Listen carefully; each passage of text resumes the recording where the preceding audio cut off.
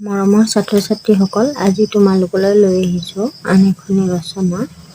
ৰচনাখনি হ'ল ৰসৰাজ লক্ষ্মীনাথ বেজবৰুৱা। আহাচোন আমি ৰচনাখনি পঢ়োঁ। ৰসৰাজ লক্ষ্মীনাথ বেজবৰুৱা। আৰম্ভণি: অসমীয়া সাহিত্যলৈ সুদিন কঢ়িয়াই অনা সাহিত্যিকগৰাকী হ'ল লক্ষ্মীনাথ বেজবৰুৱা। এইজনা লক্ষ্মীনাথ বেজবৰুৱাৰ জন্ম হৈছিল ১৮৬৬ চনত। দেউতাক দীননাথ বেজবৰুৱাই নগাঁৱৰ পৰা বদলি হৈ বৰপেটালৈ গৈ থাকোঁতেই নাৱৰ বুকুত তেওঁৰ জন্ম হয়। সেয়ে ৰসিক লক্ষ্মীনাথে ৰসিকতা কৰি কৈছিল যে, মই ভূমিষ্ঠ নহৈ নৌকাস্থ হ'লো। কাতি মাহৰ লক্ষ্মী পূৰ্ণিমাৰ ৰাতি জন্ম হোৱাৰ বাবে তেওঁৰ নাম লক্ষ্মীনাথ বেজবৰুৱা ৰখা হৈছিল। তেখেতৰ মাতৃৰ নাম আছিল থানেশ্বৰী দেৱী। শিক্ষা দীক্ষা: বেজবৰুৱাদেৱৰ স্কুলীয়া শিক্ষা আৰম্ভ হয় গুৱাহাটীত।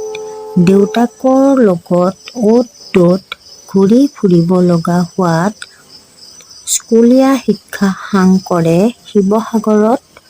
কলিকতাৰ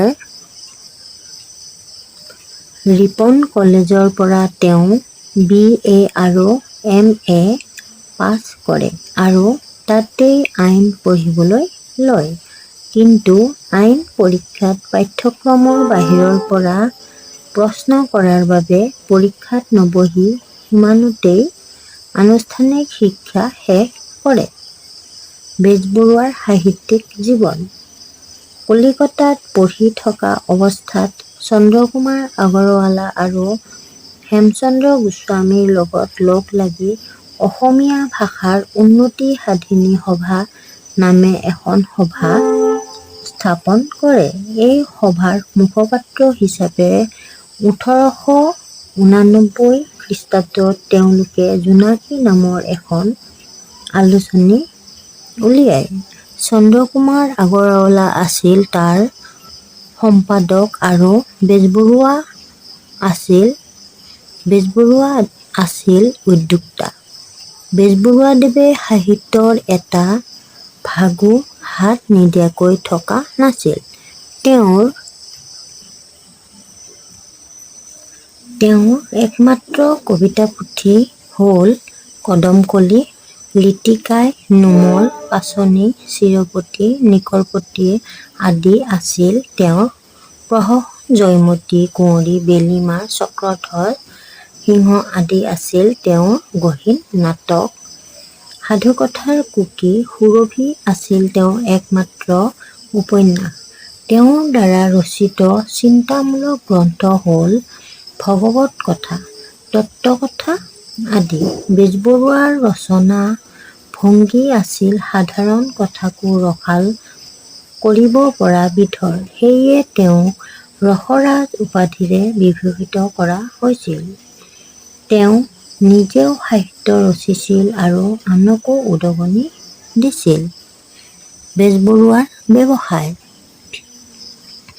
বেজবৰুৱাদেৱে চৰকাৰী চাকৰি নকৰি স্বাধীনভাৱে জীৱন যাপন কৰাৰ হেঁপাহ ৰাখিছিল। সেই উদ্দেশ্যে বিখ্যাত অসমীয়া ব্যৱসায়ী ভোলানাথ বৰুৱাৰ লগ হৈ ব্যৱসায়ত নামে। পিছলৈ তেওঁ উৰিষ্যাৰ